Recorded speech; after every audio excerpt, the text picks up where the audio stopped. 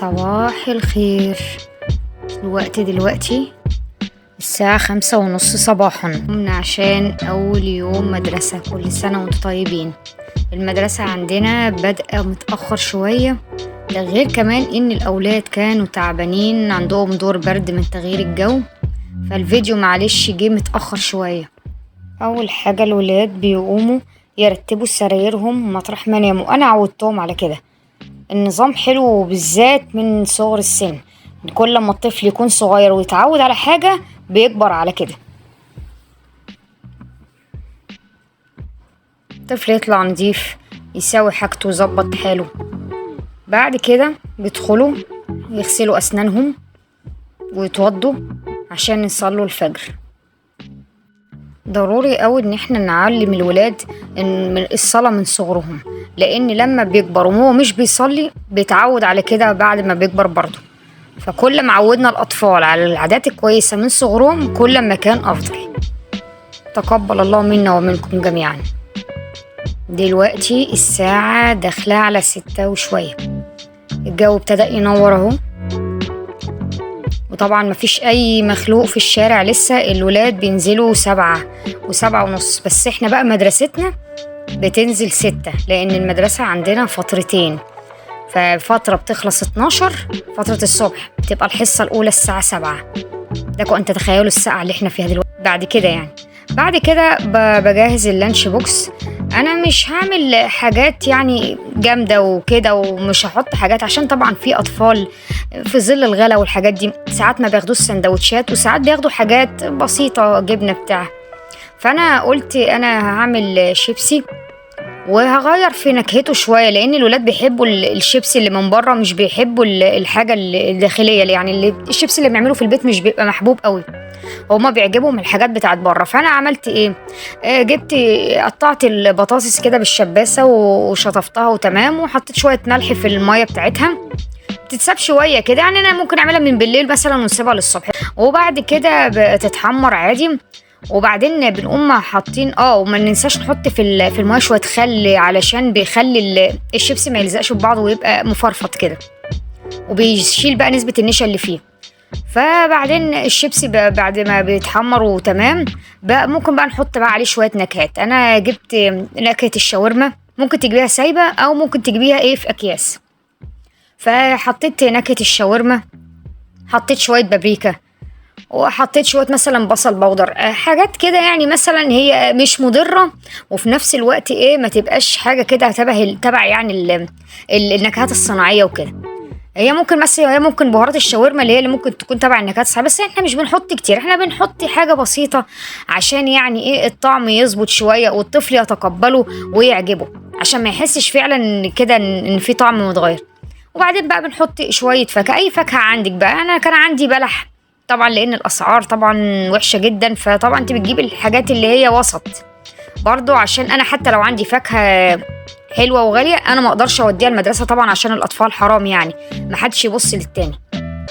بس فانا كان عندي بلح حطيته، وحطيت موزاية، كان عندي موز برضو الولاد ما بيحبوش ياكلوا الموز عندي في البيت. فانا بعمل بعمله بجيب الموز يعني، وساعات ادخله لهم في المدرسة على هيئة بقى موز باللبن، على هيئة بانكيك، اي حاجة كده، مش هيبقى قدامك غير انك تاكل الحاجات دي. انا نسيت صحيح احط، كان عندي خيار وجزر نسيت احطهم، فهحطهم في اللانش بوكس الاول واحطهم بقى في اللانش بوكس التاني بتاع بنتي يعني. بس ونسيت اقول لكم كمان ان العيش الشامي دون انا اللي عاملاه. طبعا هما مش بياكلوا العيش الشامي، ما بياكلوش العيش الشامي في البيت، لان طبعا ده دقيق ابيض ويعتبر زي الفينو. انا بعمله لان ده طريقته سهله جدا من اي حاجه في اليوتيوب، او انا ممكن كمان ابقى اعمله مره تانية يعني. فانا بستسهل يعني، بحب انا اعمل العيش الشامي، لانه هو يعني يعتبر بديل للفينو، لان العيش البلدي لما بياخدوه لو خدوه يعني بيبقى ناشف شويه، بينشف مع الوقت وكده، فبتبقى مشكله. وبعدين برضك بتنكه لهم الشيبسي بشويه كاتشب كده، حاجه بسيطه برضو عشان المكسبات والحاجات دي. انا بحب افضل العيش الشامي افضل، لان الفينو بحس كده انه هو مش بيشبع قوي، وبعدين بقى غالي جدا، فانت من كيلو دقيق هتقدري تطلعي كمية عيش كتيرة.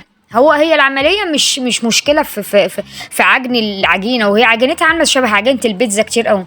هي بس المشكلة في فرد الرغيف، بس هو اللي بيحتاج يعني إن الواحد يعني إيده تظبط عليه. أنا في الأول ما كنتش بعرف أظبطه، بس بالوقت بقى وبالتجربة والملاحظة وكده بقيت مرة يطلع تخين شوية، مرة شوية رفيع كده، لحد ما الدنيا ظبطت يعني الحمد لله، وبقيت بعرف أعمله يعني.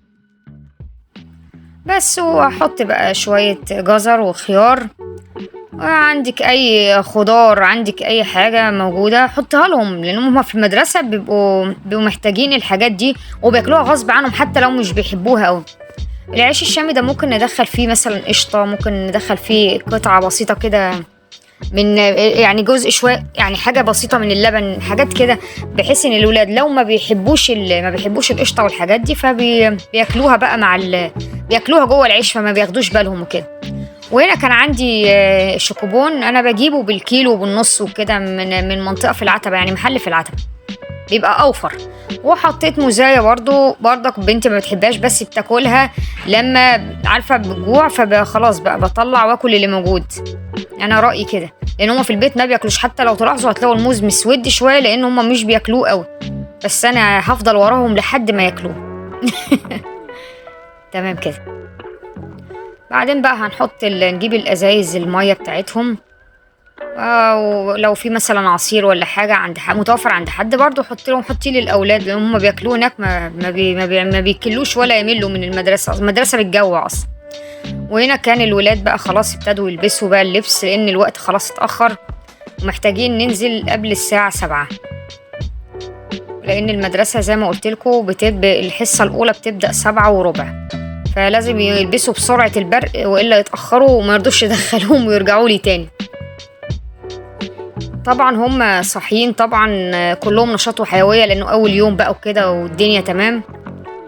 حطوا بقى المية بتاعتهم، حطوا الكتب، طبعا ده حماس أول يوم غير الحماس بتاع كل يوم الأيام اللي بعد كده، ما بيبقاش بقى في أي حماس. ونديتهم كراستين كده مؤقتا كده نشوف بس يكتبوا بقى فيهم مثلا الحاجات المطلوبة، الجدول، الكلام دون كله. وطبعا هنا يا جماعة بعد ما الولاد رجعوا من المدرسة، سيبوكوا بقى من النظام والجمال اللي كان حاصل الصبح وحاجة لطيفة أو حماس بقى، حماس أول يوم بقى، ده بقى حماس آخر يوم. آخر اليوم بيبقى ده الحماس بتاعه، اللي استلم اي كتاب، اللي استلم حاجه، كله، والكل اللانش بوكسات على بعضها، كل الكتب خلاص رموها وخلاص الدنيا كده تمام قوي. ومطلوب بقى ايه، انه كل واحد بقى يقعد يشوف بقى اللي وراه والدنيا. انا مش عارفه، انا حاسه ان انا هرفع ايديا للسما زي محمد صلاح كده في الصوره، مش عارفه يعني انا الله والله بجد مع الولاد دي.